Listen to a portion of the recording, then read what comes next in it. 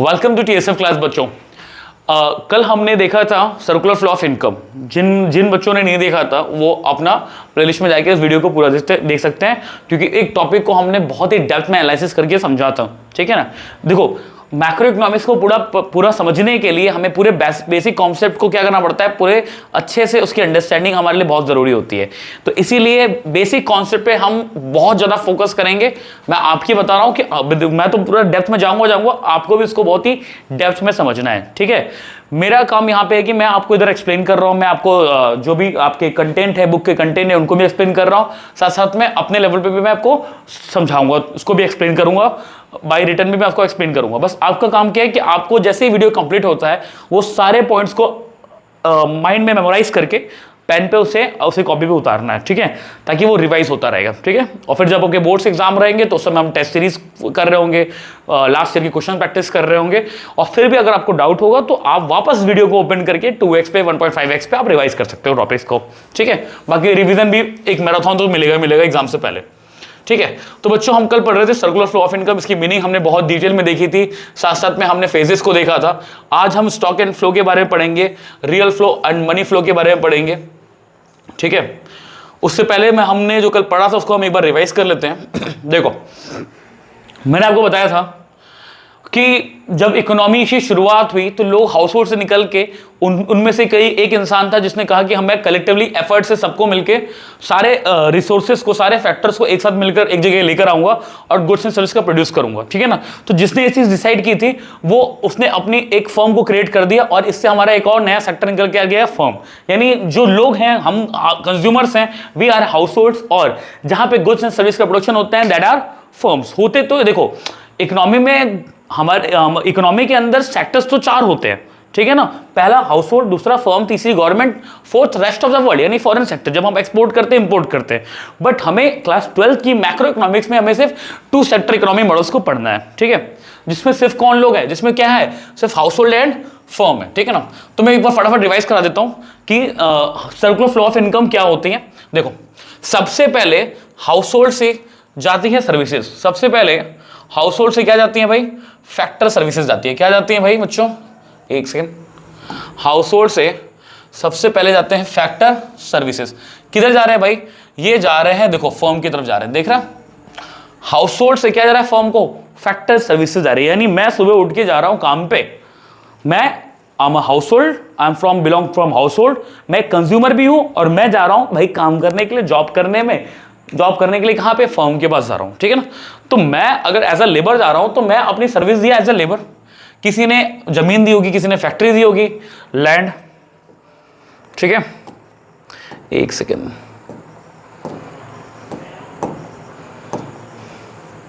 किसी ने लैंड दिया होगा, किसी ने कैपिटल दिया होगा। ठीक है ना। किसी ने इसमें से जिस पर्सन ने फर्म्स को स्टैब्लिश किया है उसको, उस फर्म को हम एंटरप्राइज भी बोल सकते हैं। ठीक है। तो ये सारे लोगों ने अपनी सर्विसेज दी फर्म को, और फर्म ने इसके साथ क्या प्रोड्यूस किया, गुड्स एंड सर्विस को प्रोड्यूस किया। ठीक है ना। लेकिन उसी प्रोडक्शन के थ्रू क्या हुआ, लोगों के लिए इनकम जनरेट हो गई। किस फॉर्म में, फैक्टर पेमेंट के फॉर्म में। यानी सर्विसेज गई, उसके बदले क्या मिला, फैक्टर पेमेंट मिला। ठीक है ना। मतलब सबसे पहली चीज क्या हुआ, हाउस होल्ड से फर्म को क्या गया, फैक्टर सर्विसेज गया। हाउस होल्ड से फर्म की तरफ क्या गया, फैक्टर सर्विसेज गया, in terms of land, labour, capital and enterprises. ठीक है ना। एक एंटरप्रेन्योर निकल कर आया, उसने अपने एक एंटरप्राइज शुरू की, और उसने क्या किया, गुड्स एंड सर्विस का प्रोडक्शन किया, और उस एंटरप्राइज को हम यहाँ पे कौन सा सेक्टर बोल रहे हैं, हम फर्म सेक्टर बोल रहे हैं। ठीक है। तो सबसे पहले क्या हुआ, सर्विसेज गई। अच्छा, ये लोग जो सर्विसेज दे रहे हैं they are factors of production, क्योंकि गुड्स प्रोड्यूस हो रहा है तो उसके लिए पीछे फैक्टर काम कर रहे हैं, और उन्हीं को हम क्या बोल रहे हैं, फैक्टर्स ऑफ प्रोडक्शन। ठीक है ना। तो फैक्टर प्रोडक्शन ने फैक्टर सर्विसेज दी फर्म को, फर्म ने इसके बदले हाउस होल्ड को, भाई फ्री में तो काम नहीं करेंगे ना, पैसा देना पड़ेगा। भाई जिसने लैंड दिया उसको क्या मिलेगा, रेंट मिलेगा। जिसने लेबर दिया उसको क्या मिलेगा, वेजेस मिलेगा। जिसने कैपिटल वर्क किया उसको क्या मिलेगा, इंटरेस्ट मिलेगा। और जिसने जो एंटरप्रेन्योर है उसको क्या मिलेगा, अपने एंटरप्राइजेस में उसके एंटरप्राइजेस को क्या मिलेगा, उसके एंटरप्राइजेस को मिलेगा प्रॉफिट। ठीक है ना। तो ये फैक्टर सर्विसेज गया, उसके बदले उसको फैक्टर पेमेंट आया, ठीक है ना। मैं कल आपको बताया था फैक्टर पेमेंट और फैक्टर इनकम में क्या डिफरेंस होता है, हम आगे बेसिक कॉन्सेप्ट को और पढ़ेंगे तो वहां भी देखेंगे। जब हम काम करते हैं तो काम के बदले जब गुड्स एंड सर्विस का प्रोडक्शन होता है, यानी हमारा काम रिफ्लेक्ट करता है गुड्स एंड सर्विस के प्रोडक्शन को, तो हम वहां पे बोलते हैं कि हमने फैक्टर सर्विस दिया।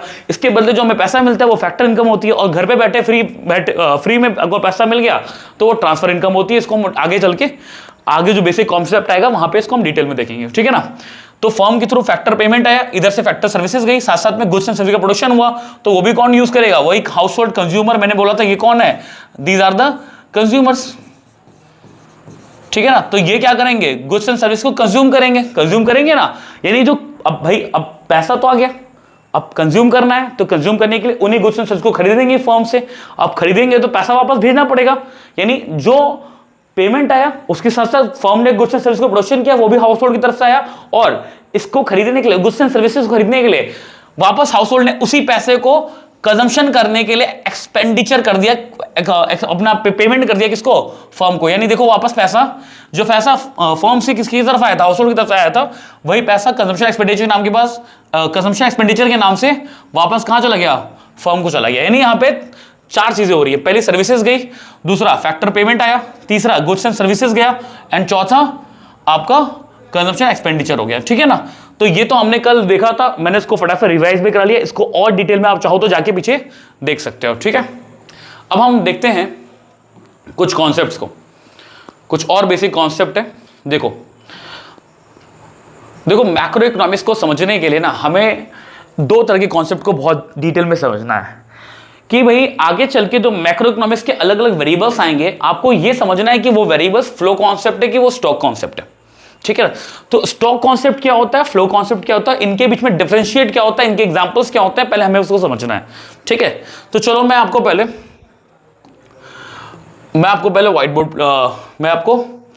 बोर्ड पे लेके चलता हूं। हमारा व्हाइट बोर्ड का बैकग्राउंड ब्लैक है, तो हमारा पेन का कलर होगा व्हाइट, ठीक है। चलो ध्यान समझना कॉन्सेप्ट को। मान लो ये एक टैंक है, ठीक है, इसमें वाटर पड़ा हुआ है, ठीक है ना, इसमें वाटर पड़ा हुआ है,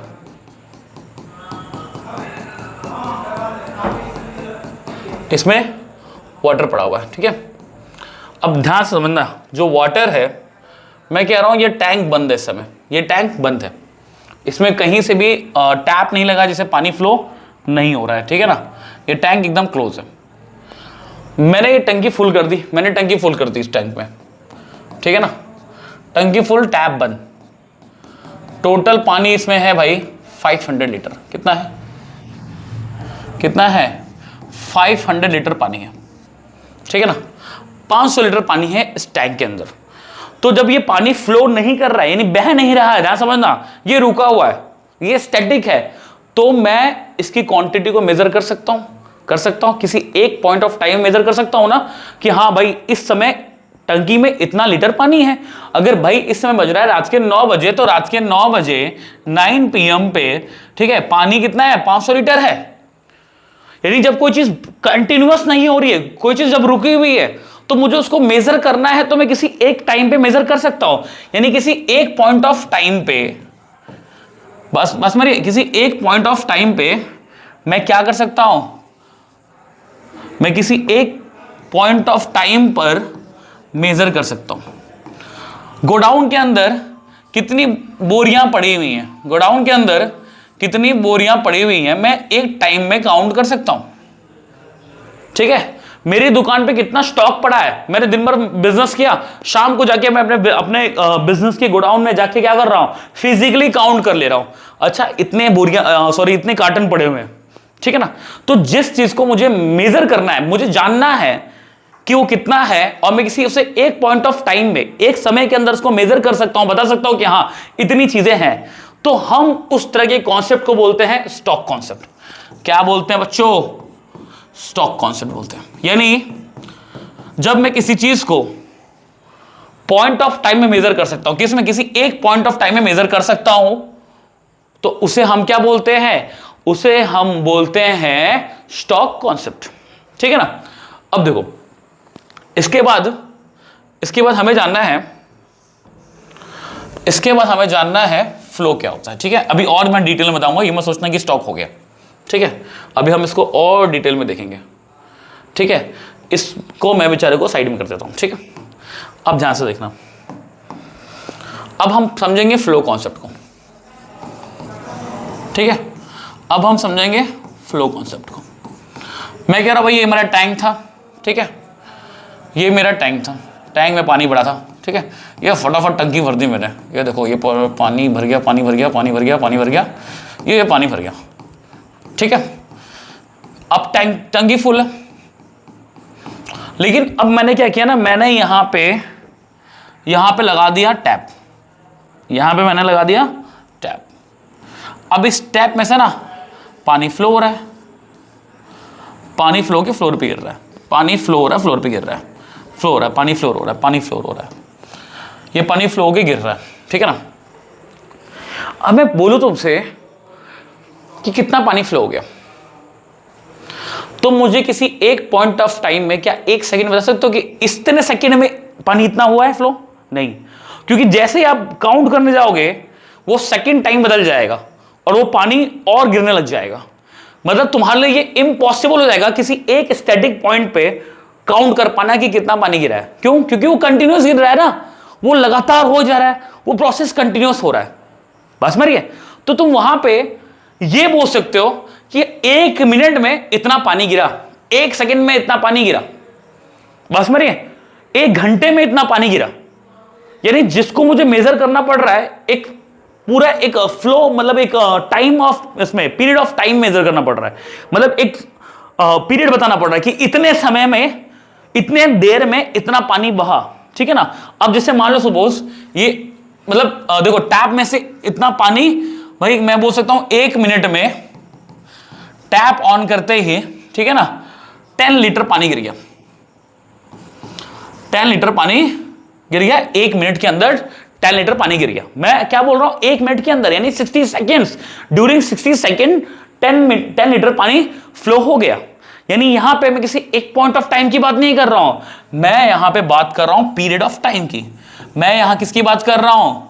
पीरियड ऑफ टाइम की बात कर रहा हूं, ध्यान समझना। मैं यहां किसकी बात कर रहा हूं? मैं यहां बात कर रहा हूं पीरियड ऑफ टाइम की। यानी जब मुझे कोई चीज कंटिन्यूअस हो रही है, रुक ही नहीं रही है। अब जैसे मैंने बोला कि मेरे गोडाउन में शटर बंद करते ही मैं जाके काउंट कर लिया कि इतने सामान है, तो मैंने बोल लिया कि भाई वो स्टॉक कॉन्सेप्ट है, क्योंकि मैं फिजिकली जाके काउंट कर लिया। लेकिन देश में तो कंटिन्यूअस बच्चे पैदा हो रहे हैं ना। बोलो, आप हॉस्पिटल में गए अपने एरिया के, आपको देखना भैया वहां पे कोई प्रेग्नेंट औरत नहीं आई है, किसी की डिलीवरी होने वाली नहीं है, तो आप ये सोचते कि यार मैं तो काउंट कर सकता हूं। लेकिन आपको ये नहीं पता देश के अंदर कई हजारों हॉस्पिटल्स होंगे, छोटे मोटे पकड़ लो तो लाखों हॉस्पिटल्स होंगे, ठीक है ना। तो वहां पे all the time her second बच्चे पैदा हो रहे होंगे। बस मरिए, कहीं गुड्स एंड सर्विस का प्रोडक्शन हो रहा है तो कंटिन्यूअस हो रहा है ना प्रोडक्शन, रुका हुआ है कि मोबाइल फोन बन रहे हैं तो 3 शिफ्ट में काम हो रहा है, 24 घंटे प्रोडक्शन हो रहा है, तो वो तो रुक नहीं रहा। तो मैं किसी एक टाइम में उसको मेजर नहीं कर सकता, मुझे एक टाइम ड्यूरेशन लेना पड़ेगा। क्या लेना पड़ेगा बच्चों? टाइम ड्यूरेशन, कि इतने देर में इतना पानी फ्लो हुआ, इतने देर में इतना पानी फ्लो हुआ, या इतने देर में 1 महीने में या 1 दिन में इतने बच्चे पैदा हुए, ठीक है ना। 10 दिन में हमारे इतना मोबाइल फोन प्रोडक्शन हुआ, 6 महीने में, 1 क्वार्टर में अपना इतना फोन प्रोडक्शन किया, अगले क्वार्टर में इतना फोन का प्रोडक्शन हुआ। यानी जब चीज कोई कंटिन्यूअस हो रही है तो किसी एक टाइम में उसको मेजर नहीं करते, हम उसको मेजर करते हैं पीरियड ऑफ टाइम मेजर करते हैं। बात में आ रही है? जब कोई चीज कंटिन्यूअस हो रही है, ठीक है ना, तो हम उसको मेजर करेंगे पीरियड ऑफ टाइम में। बट कोई चीज रुकी हुई है तो उसको करेंगे हम लोग पॉइंट ऑफ टाइम में। ये डिफरेंस है। जब पॉइंट ऑफ टाइम बोलेंगे तो वो कौन सा कॉन्सेप्ट हो गया? Stock concept. जब मैं बोलूंगा पीरियड ऑफ टाइम हो गया तो वो कॉन्सेप्ट कौन सा बन गया? फ्लो कॉन्सेप्ट बन गया, ठीक है। ये इतना एक्सप्लेनेशन आपको समझ में आया। अब मैं चल रहा हूं कंटेंट के ऊपर, ठीक है ना। अब हम कंटेंट पे आते हैं, ठीक है।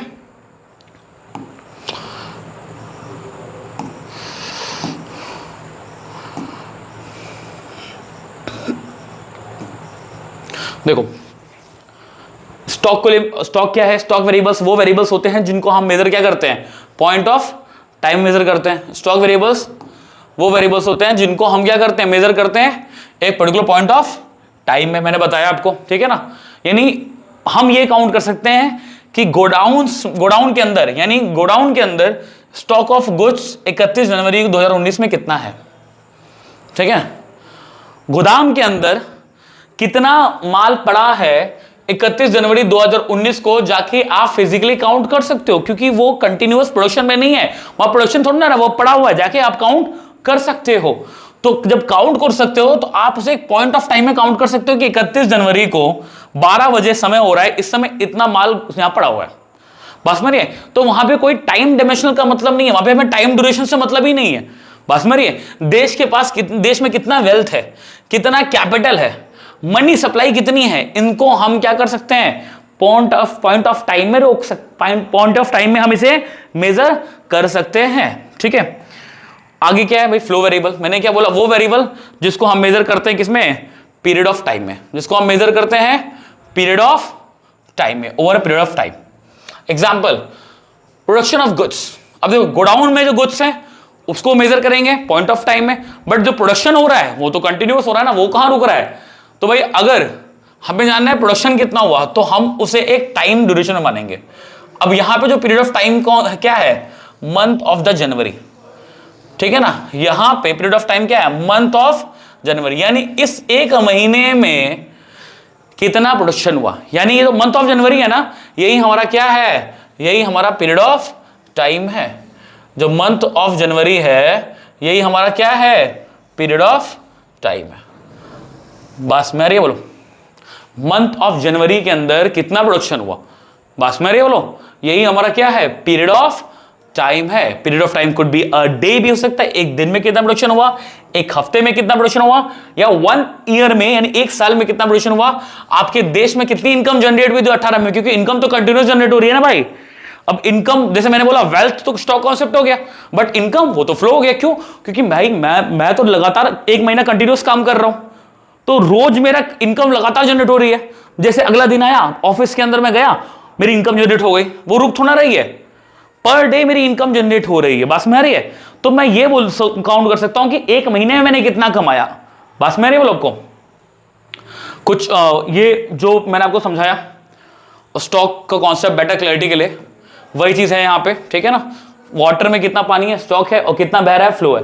इसको मुझे पॉइंट ऑफ टाइम मेजर करना है, और ये जो फ्लो हो रहा है इसको मुझे पीरियड ऑफ टाइम में मेजर करना है, ठीक है ना। इसको आप खुद से रीड करो, ठीक है ना, फटाफट हम डिफरेंस देख लेंगे। सीधे से होता है मीनिंग में डिफरेंस, अगर मीनिंग के बेसिस पे हम डिफरेंस देखेंगे तो सेम चीज ये मैंने आपको जो बताई, point of time and period of time, ये पहला बेसिक डिफरेंस है, ठीक है ना। Period of time and point of time, ये सबसे पहला बेसिक डिफरेंस है। यहां पे कोई टाइम इंटरवल, टाइम ड्यूरेशन का बात नहीं करते स्टॉक में, बट यहां पे टाइम ड्यूरेशन आता है। यहां पे dimension as its magnitude can be measure, भाई कितना कितना देर में कितना काम प्रोडक्शन हुआ है ये हम मेजर कर सकते हैं, ठीक है ना। फ्लो के अंदर ये स्टैटिक कॉन्सेप्ट है, यानी भाई रुका हुआ है आप काउंट कर सकते हो। डायनेमिक, यहां पे चीजें लगातार चेंज हो रही है, तो चेंज हो रही है तो वो रुकी थोड़ा ना है, आपको उसको पीरियड ऑफ टाइम ही मेजर करना पड़ेगा। बस मेरे एग्जांपल, पॉपुलेशन 31 मार्च को कितनी है, ये स्टॉक कॉन्सेप्ट है। मारुति कार दिल्ली में कितनी है, कितनी है लोगों के पास, ये स्टॉक कॉन्सेप्ट है। बट कितनी मैन्युफैक्चर्ड हुई, ठीक है ना, मारुति कार्स मैन्युफैक्चर्ड ड्यूरिंग जनवरी में कितनी बनी, this is flow concept. Money in circulation, money supply कितनी है, ये स्टॉक हो गया। और खर्चा कितना हो रहा है, ट्रांजैक्शंस कितने हो रहे हैं, ये तो कंटिन्यूअस हो रहा है ना, रुक थोड़ा ना रहे, लगातार हो रहा है। भाई रात के 12 बजे तुम सो रहे हो, भाई कोई दूसरा तो घूम रहा है ना, कहीं ट्रेन में ट्रैवल कर रहा है, तो वो तो भैया चाय वाले आ रहा है उसको पेमेंट कर रहा है, तो ट्रांजेक्शन नहीं रुक रहे हैं, ट्रांजेक्शन तो कंटिन्यूअस हो जा रहे हैं। National wealth example of stock concept and national income example of flow concept, ये कंफ्यूजन मत होना। वेल्थ भाई मैं काउंट कर सकता हूं कि मेरे पास इतने रुपए हैं, लेकिन मेरी कितनी इनकम जनरेट हो रही है ये मैं काउंट नहीं कर सकता, क्योंकि इनकम मेरी कंटिन्यूअस जनरेट हो रही है।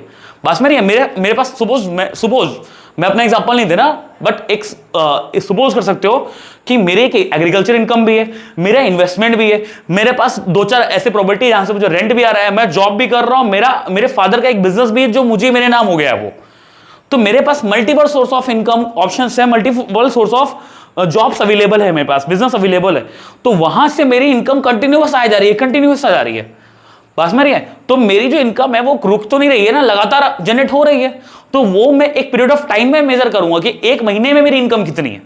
पास में आ रही है बोलो। वीट कितना स्टोर है गोडाउन में, ये स्टॉक है, बट वीट कितना प्रोड्यूस हुआ ये फ्लो है, क्योंकि यहां पे आप टाइम पीरियड देखोगे, ठीक है। चलो स्टॉक एंड फ्लो हो गया। अब हम देखेंगे टाइप्स ऑफ सर्कुलर फ्लो। तो दो तरह के फ्लो होते हैं, एक रियल फ्लो। रियल फ्लो में सिर्फ, रियल फ्लो का मतलब क्या, रियल फ्लो का मतलब पैसे से मतलब नहीं है, जा रही है सर्विसेज, आ रहे गुड्स एंड सर्विसेज, जा रही है फैक्टर सर्विसेज, आ रहा है गुड्स एंड सर्विस। यानी हाउस होल्ड दे क्या दे रहा है, सर्विसेज दे रहा है, उसके बदले क्या मिल रहा है, गुड्स एंड सर्विसेज। इसको ऐसा समझ सकते हो कि रियल फ्लो जब बार्टर सिस्टम हुआ करता था, कौन सिस्टम हुआ करता था, बार्टर सिस्टम, तो उस समय सिर्फ चीजें क्या होती थी, रियल फ्लो होती थी। यानी मैं जाके कहीं काम कर रहा हूं, उसके बदले मुझे वो खाना दे रहे हैं। बस मेरी, मैंने कहीं काम किया तो मैंने फैक्टर सर्विसेज दिया, उसके बदले उन्होंने मुझे खाने कपड़े दे दिए, तो मुझे क्या मिल गया, गुड्स एंड सर्विसेज मिल गया। यानी ना भाई सपोज कि ना पैसा जा रहा है ना पैसा आ रहा है, पैसे की बात ही नहीं कर रहे रियल फ्लो में, हम बात कर रहे हैं सर्विसेज जा रही है, गुड्स एंड सर्विसेज आ रही है। फैक्टर ऑफ प्रोडक्शन यानी हाउस होल्ड क्या कर रहा है, फैक्टर मतलब हाउस होल्ड वहां पे फैक्टर ऑफ प्रोडक्शन सप्लाई कर रहा है, यानी फैक्टर सर्विसेज प्रोवाइड करा रहा है फर्म को, और फर्म उसके बदले गुड्स एंड सर्विसेज किसको दे रहा है, हाउस होल्ड को दे रहा है। यहां पैसे की बात हुई ही नहीं, हम यहां सिर्फ फिजिकल फ्लो की बात कर रहे हैं, सिर्फ only exchange of goods and services between the two sector without involvement of any money, ठीक है ना। बात मेरे बोलो, यानी जो रियल फ्लो है वो बताता है, मैग्नीट्यूड बताता है, मैग्नीट्यूड मतलब किस किस लेवल पे, ठीक है ना, चेंजेस आ रहा है, ग्रोथ प्रोसेस इकोनॉमी में किस लेवल पे हो रहा है, ठीक है ना। बात मेरे बोलो, when more factor services are offered to the firm then volume of production will be more and speed up the process of completion। मतलब क्या भाई, जितना ज्यादा सर्विसेज हो गया, जितना सारा सर्विसेज मिलेगा, आज 10 लोग काम कर रहे हैं, क्वांटिटी इतनी है, 20 लोग काम करेंगे तो क्वांटिटी और बढ़ेगी, 30 लोग काम करेंगे क्वांटिटी और बढ़ेगी। बस मेरी, जितनी सर्विसेज जाएंगी, ध्यान समझना, ये कॉन्सेप्ट ये बता रहा है कि भाई लैंड जितना प्रोवाइड कराया जाएगा, फैक्ट्रियां जितनी खुलेंगी, लोग जितना ज्यादा काम करेंगे, इन्वेस्टमेंट जितना ज्यादा होगा, कैपिटल के फॉर्म में, फिजिकल कैपिटल के फॉर्म में जितना ज्यादा होगा, बस मेरी है, तो उतना क्या होगा, उतना और प्रोडक्शन बढ़ेगा, क्वांटिटी फॉर्म में गुड्स एंड सर्विस का और ग्रोथ होगा, प्रोडक्शन और बढ़ेगा। बस मेरी है, इसी को हम बोलते हैं रियल फ्लो। अभी हम मनी की बात नहीं कर रहे हैं, मनी की बात हम कहां करेंगे, नाम से ही पता चल रहा है मनी फ्लो। यहां पे सिर्फ, अब देखो वहां पे क्या गया, सर्विसेज गई, उसके बदले गुड्स एंड सर्विस आया। यहां पे भाई पहले क्या मिल रहा है, पेमेंट मिल रही है, अब पेमेंट को खर्चा करने के लिए वापस भेज रहे हो कहां पे, फर्म के पास। पैसा भी फर्म से आया, मतलब मैं जा रहा हूं नौकरी करने, मैं नौकरी भी करूंगा बिजनेस क्या, सामान भी किससे खरीदूंगा, बिजनेस से ही करूंगा। मैं नौकरी भी, ध्यान समझना, मैं नौकरी भी कहां करूंगा, एक बिजनेस के यहीं जाके करूंगा। यानी पैसा भी मेरे पास कहां से आया, एक बिजनेस से ही आया। और मैं पैसा कमा क्यों रहा हूं भाई, goods and services ultimate goal है मेरे, उन्हीं गुड्स एंड सर्विसेज को खरीदने के लिए वापस मैं क्या करूंगा, उन्हीं बिजनेस को पैसा दे दूंगा। अब वहां पे बिजनेस कॉमन जरूरी नहीं है, लेकिन जो फर्म नाम है वो सारे बिजनेस को कॉमन कर दे रहा है। यानी बिजनेस से पैसा मेरे पास आया और मैंने गुड्स एंड सर्विस कंज्यूम करने के लिए वापस क्या कर दिया, उसी पैसे को वापस कर दिया, क्योंकि पैसा तो मैं नहीं खाऊंगा ना। मुझे भाई 20,000 सैलरी इनकम मिल रही, तो क्या 20,000 को मैं ऐसे खा जाऊंगा क्या, नहीं, मैं उसको खाऊंगा नहीं, उस नोट को मैं नहीं खाऊंगा, वो ऑनलाइन पेमेंट को मैं नहीं खाऊंगा। मैं क्या करूंगा, उसके बदले गुड्स एंड सर्विसेज को खरीदूंगा।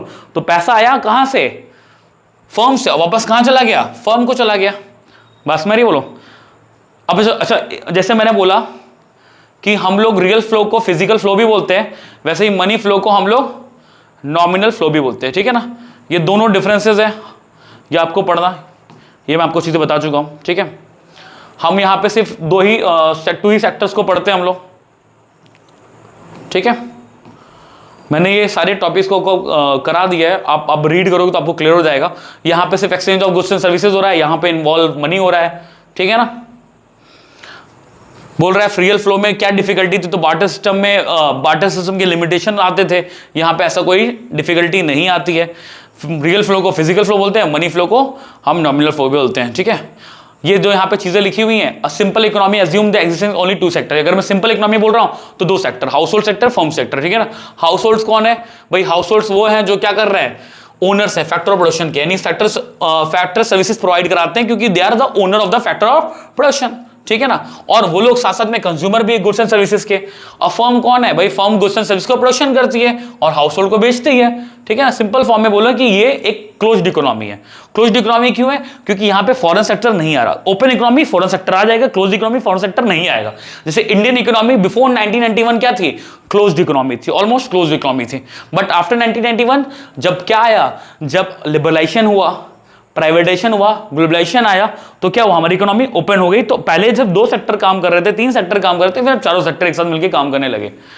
बस मेरे बोलो, ठीक है, हम यहाँ पे ये चीज मैं आपको बता दिया, मैंने आपको इस वीडियो में बताया, इसे पिछले वीडियो में बताया, तो आप देख लेना, ठीक है ना। यहाँ पे कुछ पॉइंट्स दे रखे हैं, उन पॉइंट्स को हम फटाफट रीड कर लेते हैं। सिर्फ 2 सेक्टर्स इकोनॉमी के अंदर, हाउस होल्ड है और फर्म है। इसका मतलब गवर्नमेंट नहीं है, फॉरेन सेक्टर नहीं है। 4 सेक्टर होते हैं, मैंने बताया था आपको। पहला हाउस होल्ड, दूसरा फर्म, तीसरी government and fourth one is foreign sector. But हमें सिर्फ 2 सेक्टर पढ़ना है। Household sector supply factor services to the firm and firm hire factor services from household sector। यानी household sector क्या कर रहा है, factor services दे रहा है, और firm क्या कर रहा है, factor services के बदले household को पेमेंट दे रहा है, साथ साथ में goods and service प्रोवाइड करा रहा है। ठीक है, firm क्या कर रहा है, हायर कर रहा है, और हाउसहोल्ड क्या कर रहा है, सप्लाई कर रहा है। ठीक है ना, फर्म गुड्स एंड सर्विस को प्रोड्यूस करता है और अपने आउटपुट को बेच देता है हाउसहोल्ड को। हाउसहोल्ड रिसीव करता है फैक्टर इनकम को अपनी सर्विसेज के बदले, और उससे जो इनकम मिली उस इनकम को वो क्या करता है, उस एंटायर इनकम को खर्च कर देता है, एंटायर अमाउंट को खर्च कर देता है गुड्स एंड सर्विस को कंज्यूम करने के लिए। यानी जितना पैसा आया उतना पैसा चला गया। जब यानी जितना पैसा आया उतना चला गया, तो सेविंग नहीं है, no saving in the economy. तो neither the household save from their income and nor the firm save the profit. ठीक है ना भाई, ना फर्म सेव कर रहा है अपना प्रॉफिट, और ना ही कौन सेव कर रहा है, ना ही हाउसहोल्ड अपना सेव कर रहा है। ठीक है, क्लियर है, बोलो। ठीक है ना, आउटर जो फ्लो है, मतलब जो पहले आउटर लूप है, वो जब आप डायग्राम बना रहे हो तो आपको ऊपर जा रही है सर्विसेज, ठीक है ना, एंड बोल रहे हैं the outer loop of a diagram shows the real flow, that is flow factor services from household and corresponding flow of goods and services. यानी जो ऊपर वाला पार्ट था ग्राफ के अंदर, ध्यान समझना, पहले दिखते हम लोग। ठीक है,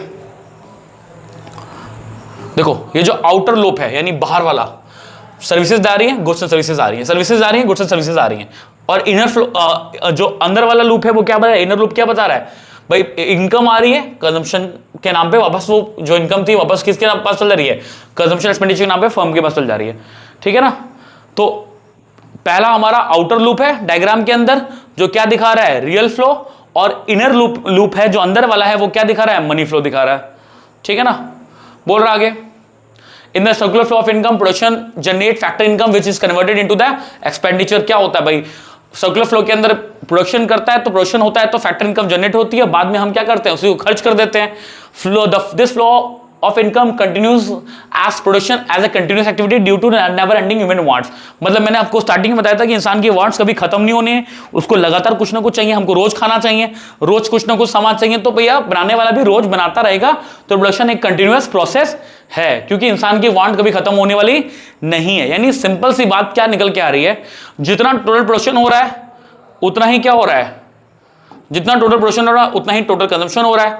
ठीक है ना, जितना फैक्टर पेमेंट जा रहा है उतनी लोगों को फैक्टर इनकम हो रही है, जितना हम क्या कर रहे हैं, एक्सपेंडिचर कर रहे हैं, यानी जितने में इनकम हुई इतना हम एक्सपेंडिचर कर दे रहे हैं, और जितना रियल फ्लो हुआ उतना मनी फ्लो हुआ।